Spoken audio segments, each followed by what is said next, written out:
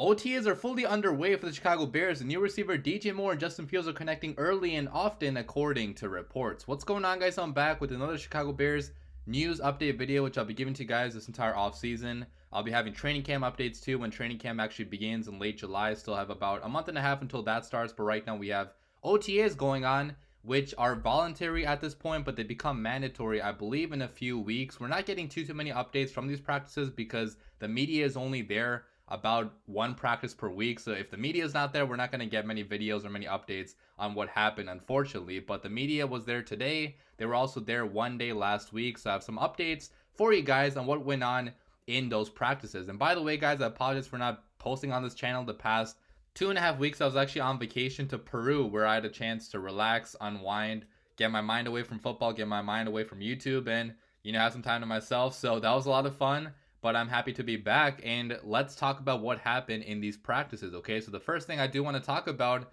like I mentioned at the beginning of this video and the title of this video as well, is that new receiver DJ Moore, the guy that we traded for in moving back from the #1 overall pick. He is already flashing big time at camp for the Chicago Bears and connecting with Justin Fields pretty often. So last week for the Bears, one of the biggest highlights according to Adam Johns was Justin Fields connecting on a deep shot to DJ Moore. Now, we don't have footage of this, unfortunately. I tried to look everywhere for footage, but the Chicago Bears did not post a single video. No media member posted a single video somehow. I mean, it's 2023. How can we not get a single video of this? So it kind of sucks I cannot show you guys video about this pass, but according to the media members there, it was a phenomenal pass, a phenomenal play also by DJ Moore. He actually got past Kindle Vildor on that play. So maybe not the best of the best cornerback DJ Moore is going up against, but he destroyed him like he rightfully should, because DJ Moore is our #1 receiver now on this Chicago Bears offense. So really good to see him already having a good start to camp last week, but then today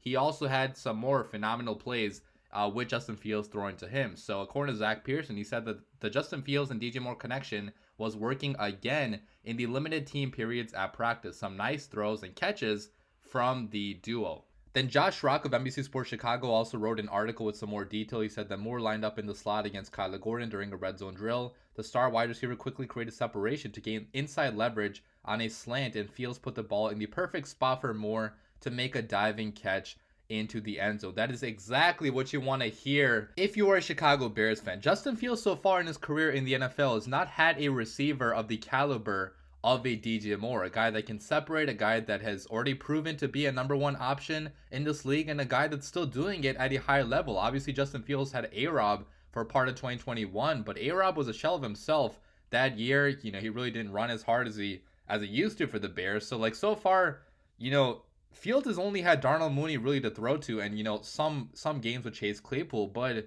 for the first time in his NFL career, Justin Fields now finally has a true #1 star type of receiver. And if you don't want to call DJ Moore a star, look at the numbers, because DJ Moore's numbers over the past 4 or 5 years of his career are some of the best in the league at the position. So it's really cool to see that this connection is already starting to grow in camp pretty early, because if you guys remember last year in camp at this time, we weren't getting too many positive reports about the receivers or about the offense in general. Okay, it was a lot of sloppy football. It was a lot of reporters talking about guys not being on the same page, no true star emerging. I mean, if you look at the Twitter feed from last year, that was exactly what was being said. So it's so refreshing to not have that be the conversation this year. Okay, Justin Fields actually now has a capable receiving core, and it's really cool to see him already having some chemistry with DJ Moore. And you guys have to remember, it's not going to be perfect all the time. There's going to be some mess ups because these guys are playing with each other for the first time in their careers. So it might take a few weeks to get fully on page, but by week 3, week 4 of this year, I guarantee you this could be one of the better duos, quarterback receiver duos in the NFL, if Justin Fields can actually break out as a passer, because DJ Moore so far has not had good quarterback play whatsoever in his NFL career. So really cool to see these guys already on the same page this early in OTAs. But talking about the next storyline, then I want to stick on the Justin Fields topic and talk a little bit about Justin Fields and his development as a passer, according to Alan Williams. So Alan Williams, our defensive coordinator, was actually asked about Justin Fields and how he's looked so far in practice and OTAs, and he had this to say. He said that leadership, good decision making, I see improved accuracy. That's what you want to see in your quarterback, and how fast he's processing from day one to right now. I see how he's grown. Obviously, you don't want to take too much away from just coaches hyping up their players because coaches are always going to hype up their players. So until Justin Fields proves it on the NFL field, you can't really be certain he's made any strides, any improvements from last year. But knowing Justin Fields, knowing his talent level, knowing how little he had to work with last year, and knowing how hard of a worker he actually is, I really do think these things are actually true and that Justin Fields is getting a lot better in reading the field, right? Because it's one thing where like repetitions do matter a lot, and Justin Fields has played a decent amount of games now. Like he started the majority of the last 2 years. So at this point, going into year three, that's when a lot of quarterbacks do end up making the jump because at this point they have seen enough defenses, they've had enough practice, they're mature enough in their development where you're now going to know if they're ever going to be a good quarterback or if they're going to flop. I do think that Justin Fields is going to be a great quarterback because I've always been a big believer in his talent level. And also, it's really important to also note the fact that he's going into the same system for the first time in a long, long time. Like the last time he was going into the same, type of system in year two was actually 2020. Yeah, 2020, the 2020 season, the COVID season was the only time, recently that he's actually had the same play caller, the same system to work with. And that stability is extremely, extremely important because having to learn a different playbook, having to learn, new offensive coordinator scheme, it's very time consuming. It's a very painstaking process. So it cannot be overlooked how important it is that Justin Fields is going into the same system and he actually has a stable situation for the first time in a long, long time. Hopefully it will help him break out as a quarterback in the NFL. But going to the other side of the ball now, I do want to talk about Jalen Johnson on the defense because he has not shown up yet. He's been absent for the last 2 weeks of OTAs. So when asked about Jalen Johnson, Alan Williams, their defensive coordinator, said that, can I say no comment? You know what? I'm going to say no comment when asked about, where Jalen Johnson actually is. So obviously these are voluntary OTAs. You don't have to be there, but come on, like obviously Eberflus, knowing the coach that he is, he's expecting guys to be there. He's expecting everybody to show up if you are healthy enough to play. So probably not the best thing that Jalen Johnson is not there. Now, according to other reports, like he's still been very, very involved in Zoom meetings. He watches practice film every single day. He's texting every other day. So he's probably going to be here pretty soon. It's probably going to end up not being that big of a deal. But it is worth noting Jalen Johnson is in a contract year, and the Chicago Bears drafted 2 cornerbacks in the draft this year, Tyreek Stevenson and Terrell Smith, as well as a cornerback in the draft last year as well, Kyler Gordon. So does Jalen Johnson feel slighted by these moves, and does he think that, Ryan Poles maybe is not going to re-sign him?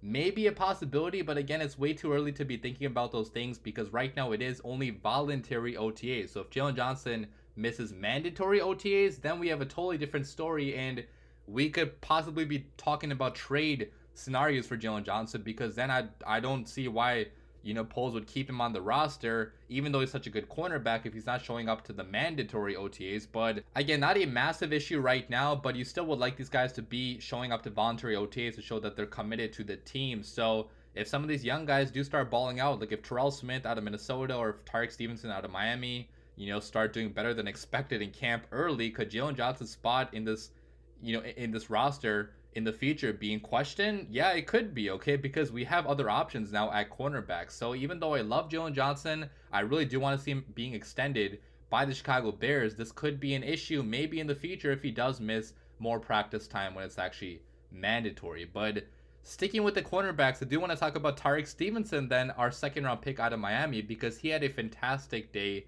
of OTAs. He actually picked off Justin Fields on a pass today in the first team drills. And I really do love to see that for the rookie. Matt Eberflus with his hits principles obviously does stress turning the ball over. Last year the Bears, had a decent amount of turnovers. We actually ranked among the middle of the pack in turnovers forced last year, but we do want to get to that top 10, top 5 range eventually if we do want to be an elite defense under Matt Eberflus. So getting a cornerback in here that's already getting his hands on the ball, that's a very positive thing for the secondary. Tyreek Stevenson's traits and his athletic upside does give him a very, very high ceiling as a cornerback number 2, or maybe a cornerback number 1 down the road, for the Chicago Bears because of, the 40 time that he had, the athletic testing that he had, and some of the plays that he made in college football. Like obviously he went to Georgia early on, transferred to Miami after that, and was one of the better cornerbacks in the country in terms of coverage on the field. Now, he did not have a crazy amount of ball production. He only had 2 interceptions last year and 1 before that. But it's going to be great to see if, the Bears can coach that ball ball production ability into him as well, turning the ball over as a cornerback. So that's pretty cool. And then finally, one last update from OTAs. It's not really an update of plays that happen on the field, but potential players that we could be signing. So Matt Eberflus, when asked about potential free agents that the Bears could sign, he just straight up said we're interested in a lot of free agents. So obviously Matt Eberflus is not the general manager, but even GM Ryan Poles a couple weeks ago did say the Bears were looking to add edge rusher help potentially through free agency or a trade, and he said to maybe keep an eye on something happening pretty soon. So again, that's probably the biggest weakness right now on the Chicago Bears roster, edge. We did not draft a single edge rusher this year in the draft, and there's still so many guys out there like a Yannick Ngakoue, like a Leonard Floyd, like a Frank Clark, like a Jadeveon Clowney who could come in and help immediately for the Chicago Bears. So keep an eye out on potential, signings that could happen very, very soon. But with all that being said, guys, at the end of the video, I'll be back with more updates. Maybe next week, maybe tomorrow if I get any updates tomorrow. But if not, then I'll have some more for you guys next week. But I hope you guys enjoyed the video. As always, bear down.